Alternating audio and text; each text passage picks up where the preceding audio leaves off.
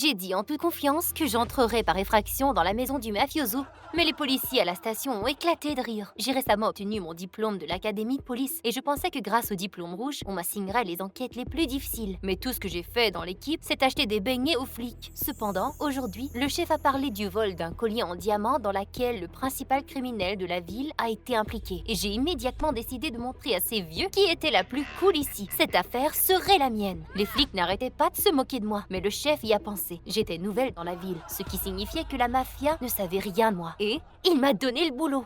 Tout le monde était sous le choc. Et j'étais heureuse. C'était ma chance de faire mes preuves. J'attendais ça depuis si longtemps. À la station, on m'a donné un talkie-walkie et un pendentif avec une caméra intégrée. 1 heure plus tard, j'étais devant la maison. J'ai été rencontrée par un garde de sécurité qui m'a regardée avec incrédulité et m'a ensuite conduit au patron, Monsieur Batista. Je commençais à transpirer. Notre principal suspect se tenait devant moi. Même si j'avais de fausses références, j'avais peur qu'il découvre la vérité. Le mafioso fixa longtemps mon pendentif. S'il voyait la caméra, j'étais foutue. Mon cœur battait à tout rompre. Mais tout ce que Batista a dit était que le collier m'allait bien et qu'il était prêt à m'engager. Il a immédiatement décidé de me faire visiter la maison. Mais dès que je suis arrivée à son bureau, le mafioso m'a dit qu'il était strictement interdit d'y entrer. Lui seul avait les clés. Mais qu'est-ce qu'il cachait là-dedans? La nuit tombée, pendant que tout le monde dormait, je me suis faufilée dans la chambre du mafioso et j'ai prudemment ouvert la porte. Mais elle grinça fortement. Oh non! J'espère que personne n'avait entendu. J'y ai glissé la tête. Batista ronflait bruyamment dans son lit. Je me suis rendue doucement près de la table et j'y ai passé ma main. Voilà les clés. Je les ai empoignées fermement. Soudain, la main du mafioso attrapa la mienne. J'étais cuite. Mais j'ai remarqué, les clés étaient attachées au poignet du mafioso.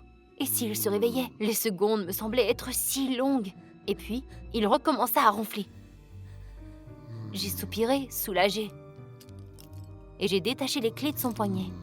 Je suis sortie de sa chambre dans la noirceur totale quand soudain, j'ai aperçu un garde. Il s'approchait de moi. Je me suis vite cachée dans un coin.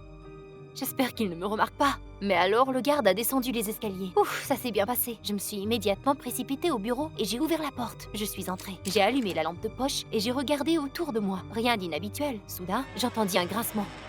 Quelqu'un se tenait à la porte, mais je ne pouvais pas voir son visage à cause de l'obscurité. Puis, il a commencé à venir vers moi. On ne m'avait pas dit à l'académie quoi faire si vous étiez pris la main dans le sac, dans la maison d'un mafieux. Et puis, il a soudainement dit mon nom et m'a serré. Hé, qu'est-ce qui se passe? Quoi, princesse, tu ne me reconnais pas? Il sourit. Maintenant qu'il était plus près, je pouvais voir son visage. C'était Sean. J'avais le béguin pour lui au lycée. Avant de graduer, il avait déménagé sans m'en avertir. J'avais été tellement brisée. Sean m'a demandé ce que je faisais ici, étant donné que j'avais gradué de l'académie policière et non l'école des bonnes. Je suis devenue tendue. Et s'il était l'agent du mafioso? Mais Sean a dit qu'il savait que j'étais une policière. Comment? Mais il a continué à parler. Sean a dit qu'il pouvait finalement tout m'expliquer. Il s'avérait qu'il avait quitté le pays à cause de son père. Qu'est-ce que son père avait à voir là-dedans? Il ne pouvait pas dire non ou quoi? Sean a hésité pour un moment, puis il a admis que son père était le grand patron de la mafia et qu'il ne pouvait pas lui tenir tête. Cela pouvait être dangereux. Le fils du mafioso? J'étais bouche bée. Sean a continué. Il en avait marre des ordres de son père. Il voulait une vie normale. C'est pour ça qu'il voulait m'aider à faire arrêter son père. Et puis, j'ai entendu des pas. Sean a dit que nous devions quitter. Nous pourrions discuter demain. Je n'ai pas dormi de la nuit en pensant à Sean. Après son départ, je n'avais pas pu m'en remettre pour si longtemps.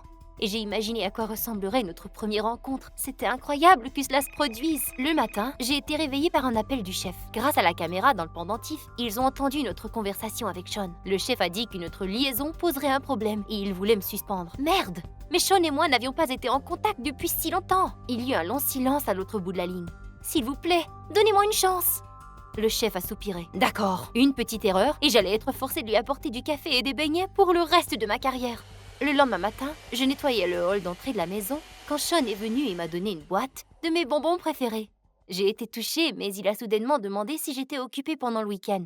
Sean, je suis un peu préoccupée en ce moment, mais je ferai ce que je pourrai. Si je découvre où est caché le collier, Sean y a pensé, puis il a dit qu'il y avait un coffre-fort dans le bureau de son père, mais il était caché derrière l'un des tableaux. Nous sommes immédiatement allés au bureau, mais le garde était là. Ah mince! J'avais peur, mais je me suis rappelée. Tu as un diplôme rouge de l'académie policière. Tu peux tout faire. Puis je suis allée voir le garde et je lui ai dit que je devais nettoyer le bureau. Mais il m'a fixé et m'a dit d'aller me faire foutre. Merde, qu'est-ce que je devrais faire? Et soudain, Sean, qui ne connaissait rien au truc de policier, s'est approché du garde. Il allait tout bousiller. Mais Sean a commencé à parler du football pendant qu'il me poussait vers la porte. Le garde était tellement engagé dans la conversation qu'il n'a rien remarqué. Je me suis prudemment glissée à l'intérieur. Le coffre-fort était derrière le tableau.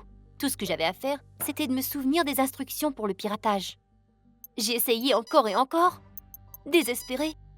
Mais la lumière verte s'est allumée. Ça marchait. Avec des mains tremblotantes, j'ai sorti la boîte en velours du coffre-fort. Je ne croyais pas mes yeux. Il y avait un pendentif à l'intérieur.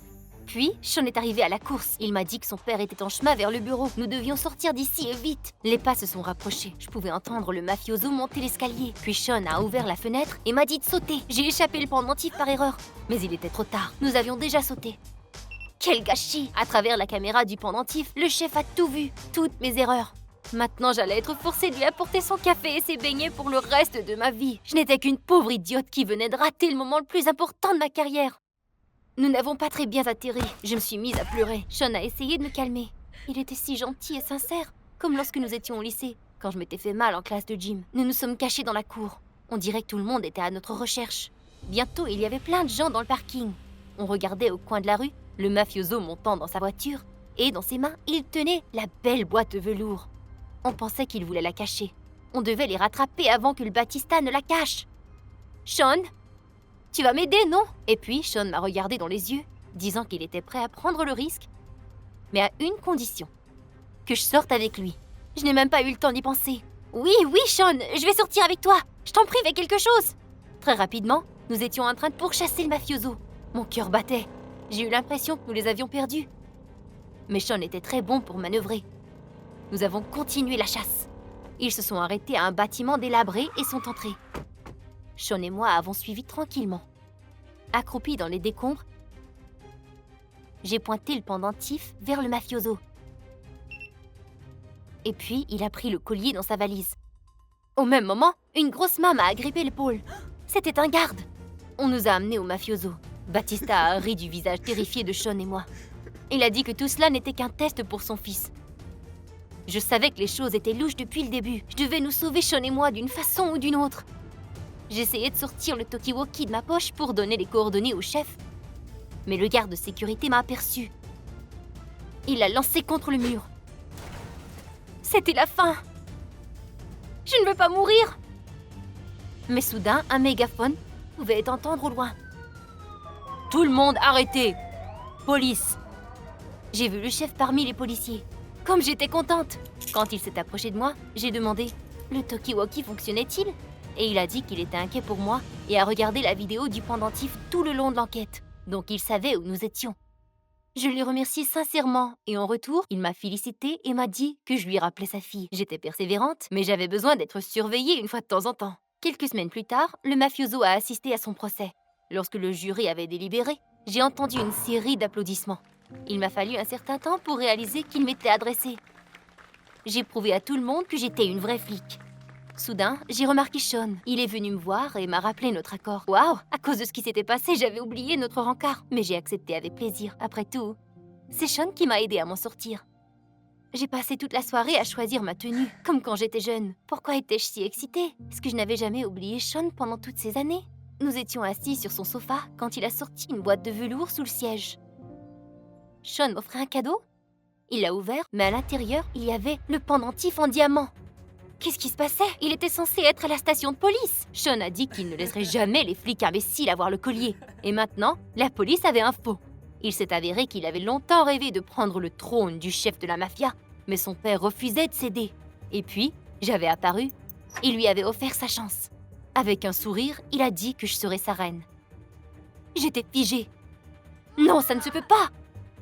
Il m'avait utilisée! Sean m'a dit que nous ne serions plus jamais séparés. J'ai essayé de reculer, mais Sean me retenait. Il était plus fort que moi. J'aurais dû jouer le jeu. Je lui ai fait un sourire forcé et lui ai dit qu'être sa reine n'était pas si mal. À ce moment, j'ai piqué le pendentif de ses mains. Sean était surpris. Sans penser, j'ai brisé une fenêtre et j'ai sauté à travers pour me rendre dans la rue. J'avais blessé ma jambe et c'était insupportablement douloureux. Mais je savais que je ne pouvais pas m'arrêter. Sean me pourchassait. Avec le peu de force qu'il me restait, je suis montée dans la voiture et je suis partie plein gaz. Je ne pouvais toujours pas croire que le bâtard m'avait trahi. J'ai conduit longtemps sans regarder en arrière, puis j'ai quitté la route pour aller dans les bois. Mes mains tremblotantes, j'ai appelé le chef et lui ai dit la vérité sur le collier. Mais il m'a interrompu. Il n'avait rien contre Sean. Personne ne me croyait. Comment cela pouvait-il être? J'étais si nerveuse que c'était difficile de respirer. J'ai mis ma main sur ma poitrine. Oh, le pendentif! Après avoir terminé l'enquête, j'avais oublié de le rendre. Et la caméra avait filmé tout ce temps. J'ai démarré le moteur brusquement. Tout ce que j'avais à faire était de me rendre au poste de police. Et comment cette histoire s'est-il terminée? M'a demandé un des étudiants. Eh bien, grâce à cette affaire, je suis maintenant l'une des inspecteurs en chef de la police. J'ai résolu des dizaines d'enquêtes. Et puis, quelqu'un au fond de la classe demanda discrètement quel était le principal conseil que je leur donnerais pour l'avenir. J'y ai réfléchi un moment, mais j'ai répondu fermement. Après cette enquête, je sais avec certitude que vous devez croire en votre rêve et aller jusqu'au bout, malgré tous les obstacles. Puis, tout s'arrangera.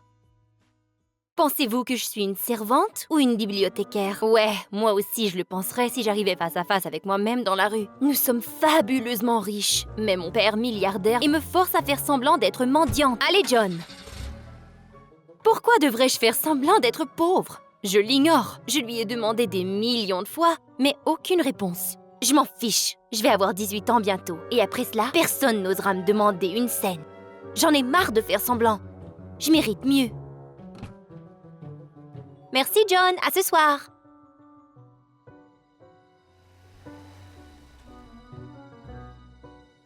La petite fille à l'intérieur de moi continuait de me pousser à dire « Hé John, amène-moi à l'entrée de l'école et loue-moi la boîte de nuit la plus luxueuse pour moi et mes camarades de classe aujourd'hui même. » Mais plutôt, je vis dans l'ombre d'une pauvre fille qui tombe en lambeaux et qui n'a aucun ami.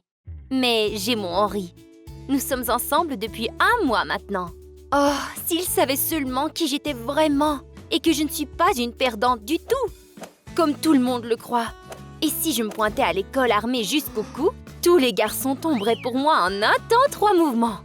Le jour où nous étions supposés célébrer notre anniversaire d'1 mois, je l'ai vu se tenir dans la salle de casier en train de discuter avec Jessica, une des cheerleaders qui crie toujours pendant les compétitions à l'école et qui rembourse sa brassière avec du coton ouaté.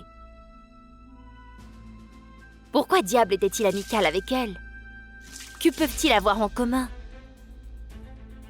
J'étais sur le point de les approcher lorsque la cloche sonna. Et puis je lui ai techniquement rappelé de mon existence en lui écrivant un texto.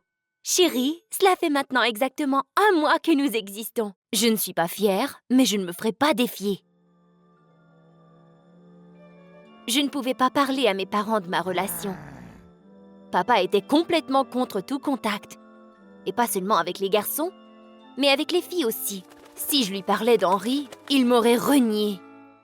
Je pleurais souvent la nuit venue, car je voulais tellement parler de Henri à ma mère et comment je l'avais rencontré à la bibliothèque, même s'il était un athlète, et à quel point il était galant avec moi. Eh bien, une moitié de lui l'était, car l'autre moitié était totalement insensible, froid et égoïste. On dirait qu'il ne veut même pas du tout être avec moi parfois. Mais il m'est impossible de laisser Henri. Il est mon premier amour. Eh bien, il m'a invité à un jardin d'une maison abandonnée pour un pique-nique en l'honneur de notre anniversaire. Henri m'embrassera sûrement pour célébrer notre 1er mois ensemble. Je séchais les cours et j'ai menti à John en lui disant que je resterais à l'école pour un cours d'extra, seulement pour avoir plus de temps avec Henri. Mais il ne s'est pas pointé. 1 demi-heure, 1 heure, 2 heures ont passé, mais il n'était toujours pas là. Mais qu'est-ce que tu es, immortel ou quoi? J'ai pensé qu'en te voyant, je relèverais tes sous-vêtements par-dessus ta tête et te forcerais à te pavaner dans l'école dans cet état. Espèce de scélérat. Au diable cette foutue journée mémorable. Me voici en train de tout risquer dans le but de le rencontrer en secret, risquant de me faire attraper en flagrant délit. Et lui, il... Je lui ai téléphoné et je l'ai grondé de m'avoir posé un lapin. Et qu'à cause de lui, j'étais aux prises seule à rôder dans un endroit dangereux. Et que j'aurais pu me faire battre ou voler. Et vous savez ce qu'il a dit? Cette voiture peut te ramasser n'importe où. Non, mais vous avez entendu ça? J'étais sous le choc. Je ne pouvais plus dire un mot. J'étais si fâchée sur le moment. Et puis ensuite, confuse. Que voulait-il dire? Comment est-il au courant à propos de cette voiture? Et de John? Ou est-ce qu'il parlait d'un taxi? Je l'ai rappelé au moins 100 fois par heure, mais il ne répondait plus. Et puis, j'ai décidé que je découvrirais moi-même ce qui se passait. J'ai comparé tous les faits. Le jour d'avant, Je l'avais attrapé en train de parler à une cheerleader. Le jour même, je lui avais envoyé un message de félicitations, mais il n'avait pas répondu. Et puis finalement, il ne s'était pas pointé à notre rendez-vous et il a fini par me donner de la merde au téléphone. Et maintenant, il ne répond pas à son téléphone et refuse d'être en contact. Peut-être que papa avait raison et que je devrais craindre les gens qui essayaient de nous voler et que nous allons devoir nous sauver en exil. Il me disait constamment « Personne ne doit être au courant de notre richesse, sinon nous aurons de gros ennuis. » J'avais très peur, car il ne s'agissait pas seulement de moi, mais de mes parents aussi qui étaient à risque. Peut-être qu'il s'était trompé, mais sinon, s'il apprenait tout, devrais-je cacher? Est-ce que je devrais contacter un inspecteur privé? Bientôt, l'exactitude de ma décision était confirmée encore plus. Ce soir-là, pendant que je me préparais pour un projet de bénévolat pour les pauvres, j'ai entendu ma mère accuser mon père d'être égoïste et qu'il risquait la prison pour 20 ans et que tout se terminerait et que notre famille tomberait en lambeaux. J'ai tenté d'en entendre encore plus et puis durant le dîner de famille, j'ai décidé de distraire maman et papa avec d'autres sujets. Pour une raison que je ne comprends toujours pas, je me suis échappée et j'ai parlé de ma relation. Et papa a littéralement explosé et m'a brutalement interdit de voir qui que ce soit. Comme si tout le monde autour de moi était un traître ou un voleur. Nous ne pouvons définitivement plus continuer sans un détective. Quelques jours plus tard, dans la voiture, John n'a pas remarqué les bagues dispendieuses qui étaient sur mes doigts. Je les avais vendues pour payer un détective privé. Et prise dans toute cette situation d'action de détective, j'ai oublié d'écrire à Henry pour quelques jours. Je pense bien qu'il a pensé que je l'avais oublié, car il a commencé à me bombarder de messages textes, me demandant de le pardonner. Mais j'étais toujours fâchée contre lui. Il avait ruiné notre anniversaire. Henry ne lâchait pas prise. Il me suivait et m'a même offert un géant bouquet de roses dans la cafétéria devant tout le monde. Et puis il m'a demandé de bien vouloir le pardonner pour ses actes terribles. Comment pouvais-je ne pas le pardonner, spécialement quand il faisait ses ébats publics, qu'il avait eu tort et qu'il ne voulait qu'être avec moi? Évidemment, j'étais stupéfaite et j'étais aveuglée, spécialement lorsqu'il a suggéré que nous donnions une seconde chance à notre petit rencard. Mes sentiments ont pris le contrôle et je ne voulais plus cacher ma relation. En arrivant à la maison, j'ai donné un coup dans le dos de mon père en lui montrant mon gros bouquet. Il cria « Mais qu'est-ce que c'est que ça? Qui t'a offert ces fleurs? Jette-les maintenant !» Je lui ai répondu qu'il était un maniaque, un lâche, et je me suis enfuie dans ma chambre. Dans ma chambre, j'ai pensé à abandonner les classes et de me sauver de tout cela avec mon petit ami, quand tout à coup, le détective m'envoya un rapport. Quoi? Oh non! Vraiment? En lisant le rapport, je me sentais de pire en pire. Mes mains étaient moites, la sueur coulait de mon front, mon cœur battait la chamade et mes mains tremblaient, comme celles de ma grand-mère. Mon père avait raison.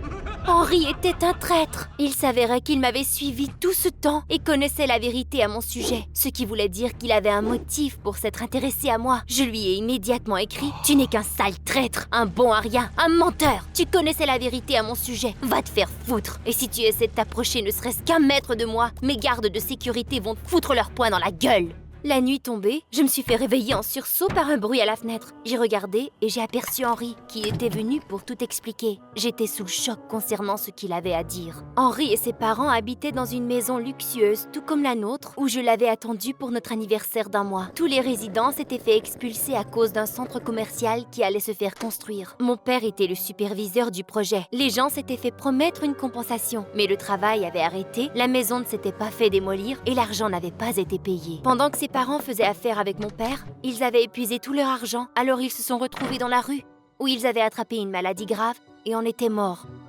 Mon père était devenu paranoïaque après cela, et Henry s'était retrouvé à l'orphelinat. Les parents adoptifs d'Henry étaient des escrocs qui avaient besoin d'un garçon comme lui pour effectuer tous leurs crimes. Même s'il tentait de résister, la seule idée de retourner à l'orphelinat était encore pire. Récemment, ses parents adoptifs lui avaient dit que la fille d'un homme riche étudiait à son école, et c'est à ce moment seulement qu'il a découvert qui était mon père. Au début, il voulait simplement se venger, mais plus de temps nous passions ensemble, il apprenait à me connaître, et il a tombé de plus en plus amoureux de moi, en réalisant que je n'étais pas à blâmer pour les crimes de mon père. Mais encore, je ne serais jamais capable d'une chose pareille.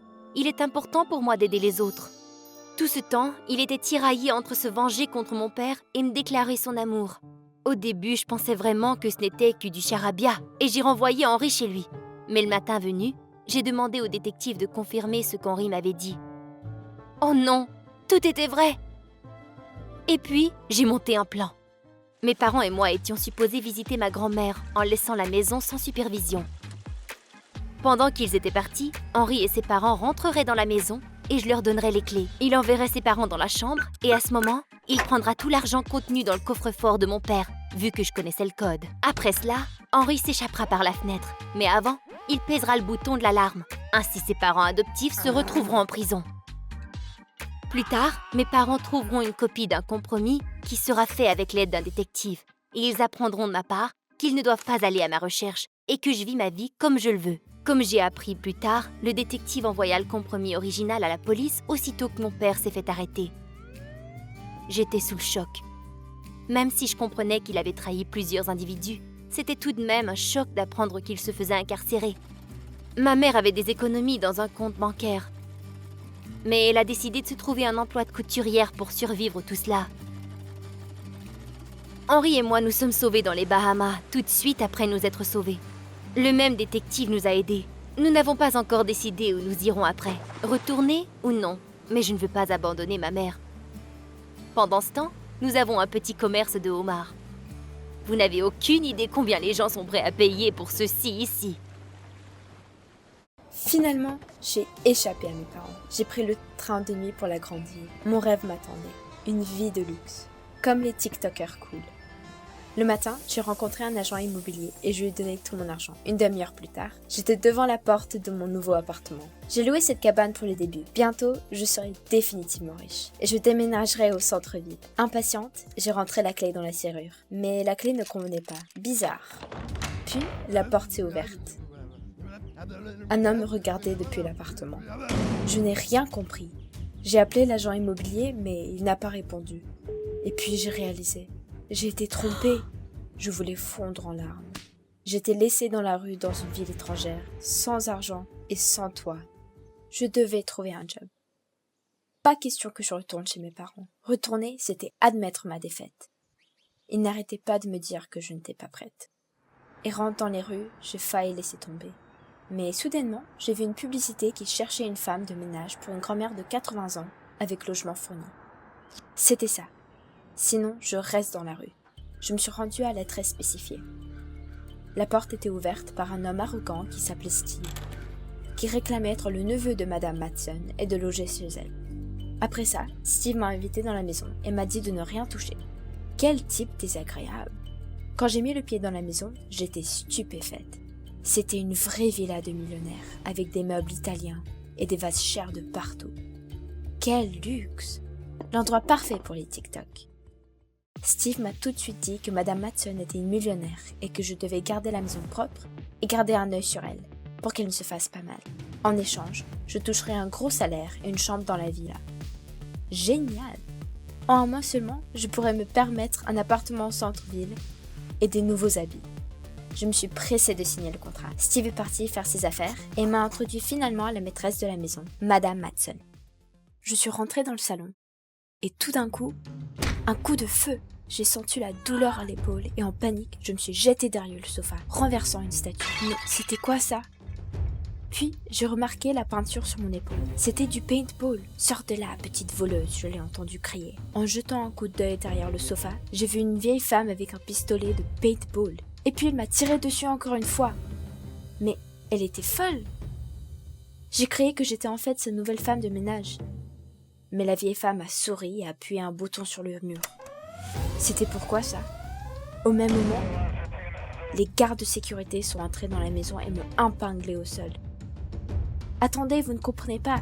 Mais c'est elle qui a tiré. Mais les gorilles m'ont traîné à la station police. J'ai dû attendre dans une cellule sale pour 2 heures jusqu'à ce que Steve vienne me prendre. Il a dit quelque chose aux policiers et ils m'ont libéré. J'ai remercié Steve, mais j'ai dit que je pourrais pas travailler pour cette vieille femme folle. Mais Steve m'a serré le bras. Il m'a reproché d'avoir brisé une statue très chère. Alors, ou je la repayais maintenant, ou je le repayais en travaillant.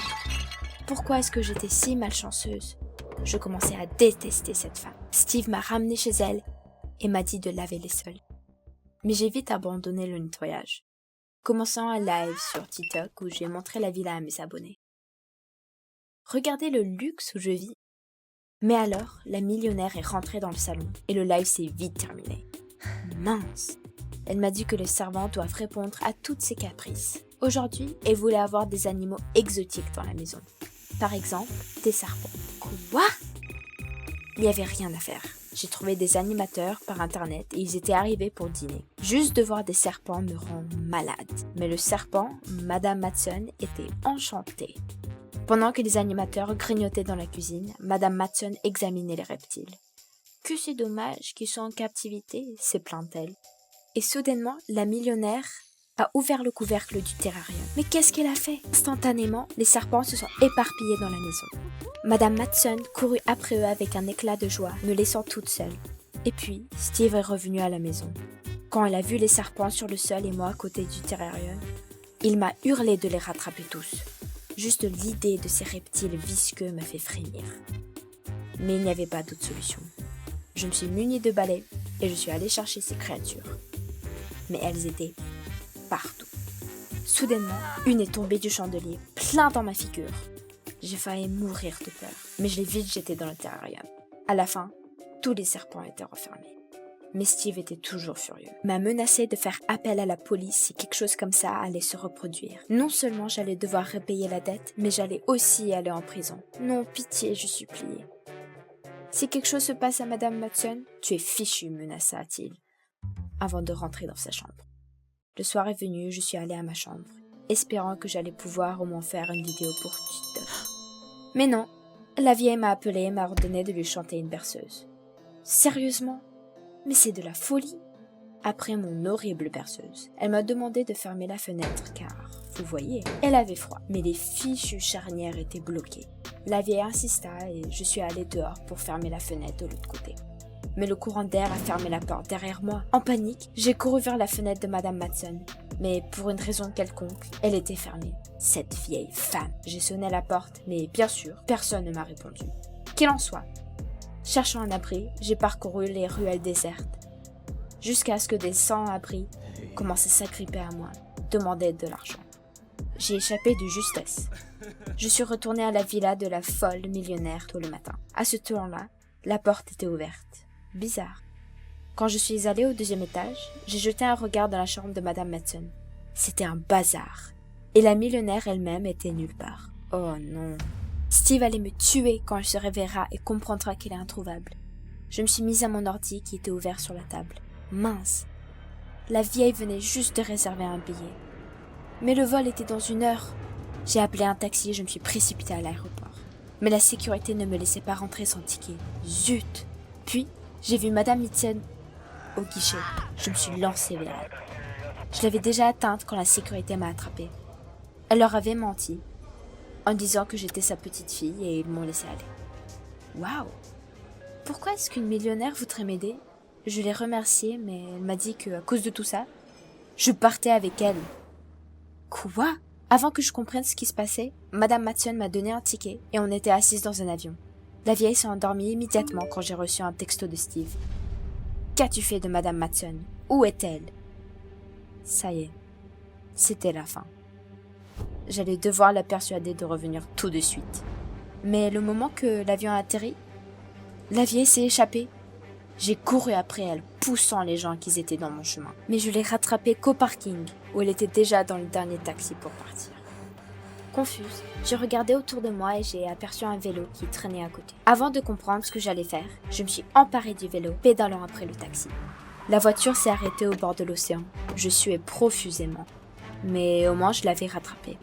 J'allais lui crier quand elle m'a prise par les épaules et m'a tournée. « Regarde », dit-elle. Et puis j'ai oublié à propos de tout. Devant moi était un océan sans fin, en dessous d'un cocher de soleil. C'est merveilleux, hein, j'ai entendu dire la voix de Madame Matson. J'ai hoché de la tête, ne pouvant arracher mes yeux de l'océan. Mais je me suis rappelé de Steve, et je lui ai dit qu'on devrait rentrer à la maison. J'avais une dette à repayer pour la statue et je ne voulais pas de problème. La millionnaire a répondu que c'était la première fois qu'elle en entendait parler de cette dette. Mais elle m'a rassuré qu'elle allait régler les affaires avec son neveu si je resterais avec elle pour un autre jour. J'avais toujours voulu voir l'océan. J'ai réfléchi. L'offre était tentante, alors j'ai accepté. Au bord de l'océan, je pourrais faire des vidéos cool. Mais la vieille n'arrivait pas à rester sur place. Les journées suivantes, on a fait du ski nautique, on a mangé des repas bizarres et on a ramassé des coquillages. Ça ne ressemblait pas du tout aux vacances des riches, mais j'ai aimé. J'ai senti que pour la première fois dans ma vie, j'étais vraiment en train de vivre.